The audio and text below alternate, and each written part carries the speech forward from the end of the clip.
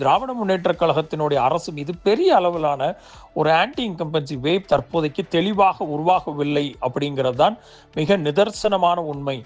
அதே சமயம் இது மிகப்பெரிய ஒரு ப்ளஸ் பாயிண்டை தாண்டிலும் அவர்களுடைய வெல்ஃபேர் ஸ்கீம்ஸ் டைரக்டாக பெனிஃபிஷரிஸை அடைந்துள்ளது. பெண்கள், மாணவர்கள், ரூரல்ல இருக்கக்கூடிய கிராமப்புறங்களில் இருக்கக்கூடிய ஒவ்வொரு வீடுகளுக்கும் தேர்தலில் இது மிகப்பெரிய ஒரு டிசிசிவான ஒரு மிகப்பெரிய ஒரு வெற்றியை கொடுக்கக்கூடியதுக்கு ஒரு உந்து சக்தியாக இருக்கும் இத்தனை காரணிகளும் அப்படிங்கிறதுல எல்லளவு மாற்றம் இல்லை.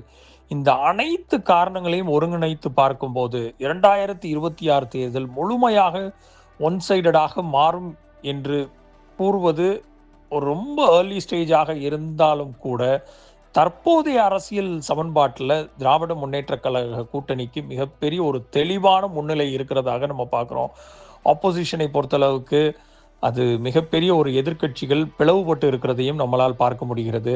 அப்போது இந்த ஓட் பேங்க்ஸை அத்தனையும் டிரான்ஸ்ஃபராக சீராக நடைபெறாமல் இருந்தால் இது டிஎம்கேக்கு ஒரு ரிலேட்டிவலான கம்ஃபர்டபுளான ஒரு விக்டரியை கம்ஃபர்டபுளாக அவர்கள் வின் பண்ணக்கூடிய ஒரு மார்ஜினை உருவாக்கும்.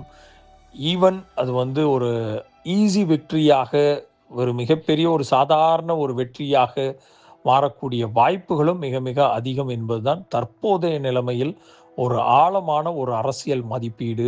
ஏனென்றால் திராவிட முன்னேற்ற கழகத்தினுடைய அந்த திட்டங்கள் ஒவ்வொரு இல்லந்தோறும் சென்றிருக்கிறதாக திரு மு.க. ஸ்டாலின் அவர்களும் அவருடைய புதல்வர் திரு உதயநிதி ஸ்டாலின் உட்பட பல்வேறு திராவிட முன்னேற்ற கழகத்தினுடைய ஒவ்வொரு அமைச்சர்களும் வீடு வீடாக சென்று பரப்ப ஆரம்பித்திருக்கிறார்கள்.